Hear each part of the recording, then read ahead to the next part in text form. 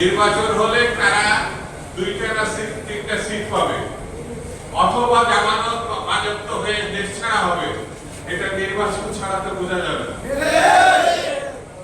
কিন্তু কায়দা কৌশল করে সংস্কারের নামে, বিচারের নামে আরো কি সব বিষয় সামনে এনে নির্বাচনটা কিভাবে ঠেকানো যায় সেই বিবেচনায় সামনে আমরা মনে করি আগামী দিনে জয়নাল ফারুক সহ বিএনপির উপরে যে অত্যাচার হয়েছে তার প্রতিশোধ নেব নির্বাচনের মধ্য দিয়ে,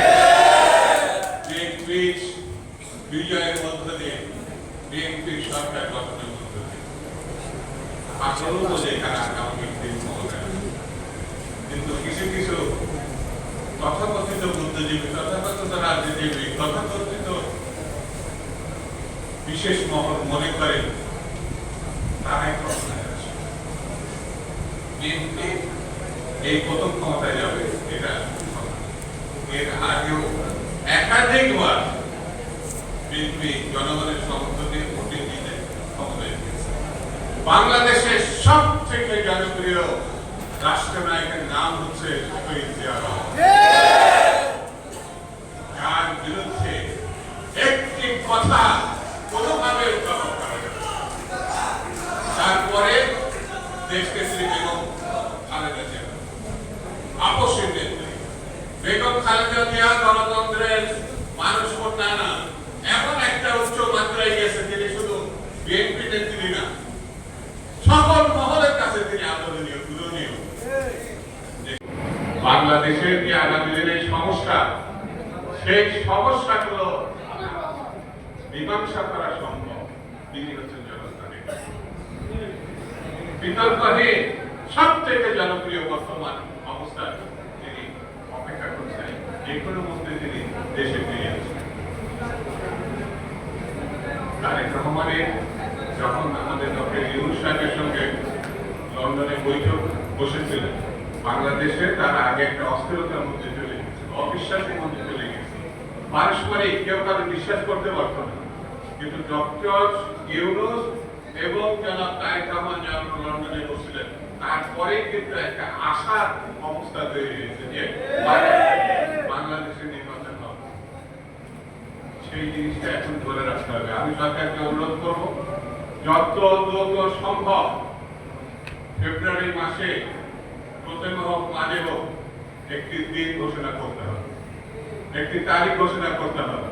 তাহলে এখন যে অস্থিরতা এবং সংকট আমার মনে হয় অনেক অংশে সেটা কমে যাবে। সেই জন্য আগামী দিন সকলকে ঐক্যবদ্ধ থেকে ষড়যন্ত্রকারী শক্তির পার্শ্ববর্তী দেশে বসে বসে ষড়যন্ত্রের স্বপ্ন দেখেন, যে কোনো মানুষকে ঠুস করে দেবে। আওয়ামী লীগের আগামী 100 বছরের মধ্যে ফিরে আসার কোনো সম্ভাবনা নেই। আওয়ামী লীগকে হত্যা করেছে, খুন করেছে, সেই হত্যাকারী হচ্ছে শেখ ফারুক রশিদ। এক সময় 15 আগস্টের গণহত্যার মধ্য দিয়ে অনেকে বলে শেখ মুজিবকে হত্যা করেছে। আমরা মনে করি, আমি মনে করি 15 আগস্ট শেখ মুজিব নিজেই তার স্বৈরতান্ত্রিক শাসন ব্যবস্থার মধ্য দিয়ে নিজেই তৈরি করেছে, নিজেই সে অবস্থা তৈরি করেছে। তার দায় অন্যের দ্বারা চাপা ঠিক।